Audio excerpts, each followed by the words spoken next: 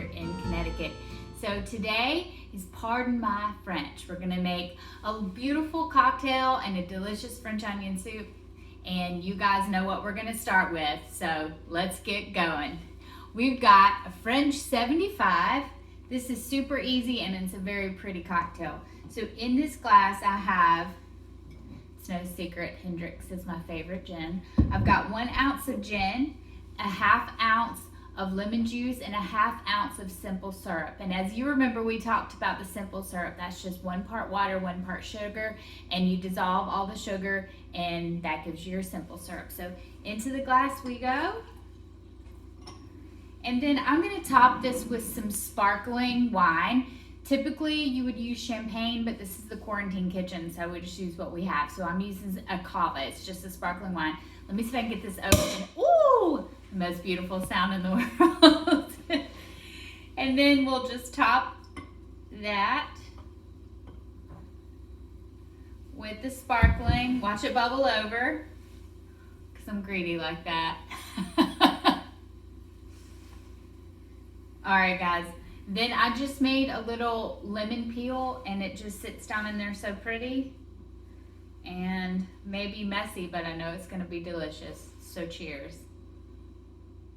All right, so we're back. Let's get to the good stuff. This is the French onion soup. So patience is a virtue when it comes to French onion soup because cooking the onions down does take a little while. So we're gonna start with 6 tablespoons of butter. And then I chopped up 6 large onions. They don't have to be chopped up in any uniform type manner. They're just really roughly chopped. And those are gonna go in. And I'm going to cook those down for about 15 minutes before we add anything else to it. So let me get these going and I'll see you guys back in just a second. All right, so we've had the onions going for about 15 minutes. I've had them on medium heat. I'm just gonna bring them closer so you can see they're starting to get a little, ooh, look at that, a little bit of color. So now what we want to do is go ahead and drop in the spices. This is 1 teaspoon of salt, 1/2 teaspoon of pepper, 1 teaspoon of dried thyme. I typically would use fresh thyme, but this is the quarantine kitchen, so we make do with what we've got. And then I have 1 teaspoon of sugar. Now, depending on how sweet your onions are, you may have to add a little sugar. So once these are done caramelizing, you want to check and just taste them, which that's the best part, right? Is tasting as we go. So just taste them and make sure. And if they need a little bit more, just add a little sprinkle and just check to make sure they're about right. And now that I've got that in, I'm going to put a cover on it and let it go for another 15 minutes. And I'll be stirring it about every 5 minutes and I'll check back with you guys in just a little bit. See you soon. Okay, the hardest part about this is being patient. So I just wanted to show you after 15 minutes how beautiful it is. And it's really no work. You just gotta stick with it. All right, they're not getting nice and caramelly. And we're gonna add in a couple more ingredients and then let it go some more. So in this, I have 1.5 cups of white wine, and that's just, it has to be good enough quality for you to want to drink it, but it doesn't need to be anything expensive. And then I have a 1/2 cup of sherry. So I'm gonna pour 1/2 of this in here, and I'm gonna save the other half and pour it in just a little bit. So that's gonna go in, and I'm gonna crank the heat up a little bit so that that alcohol starts to cook out. As the alcohol cooks out, it's gonna help those onions caramelize some more.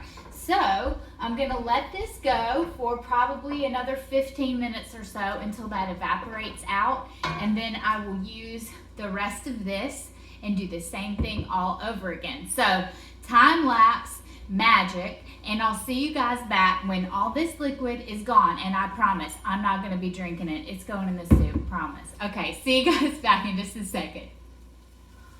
Alrighty, so our patience is paying off.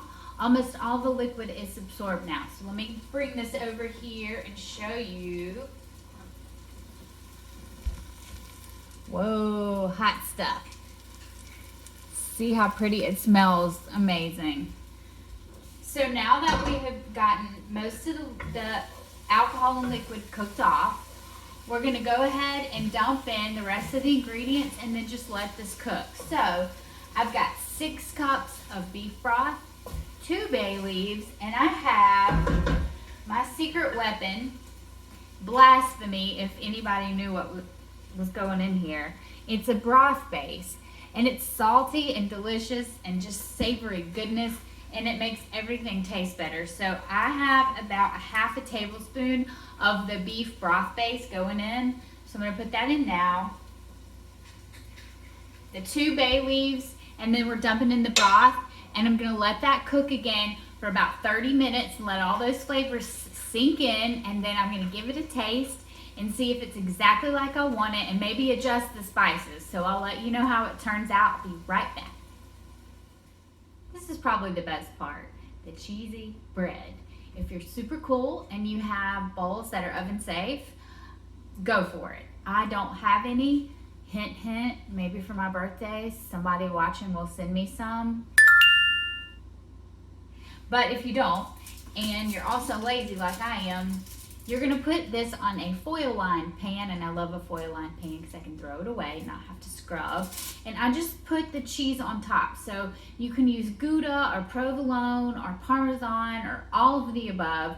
And you're just gonna make beautiful croutons that are gonna go down in the bowl, and you're gonna scoop the French onion soup on top of it, or set this on top and let it float around in all that delicious goodness.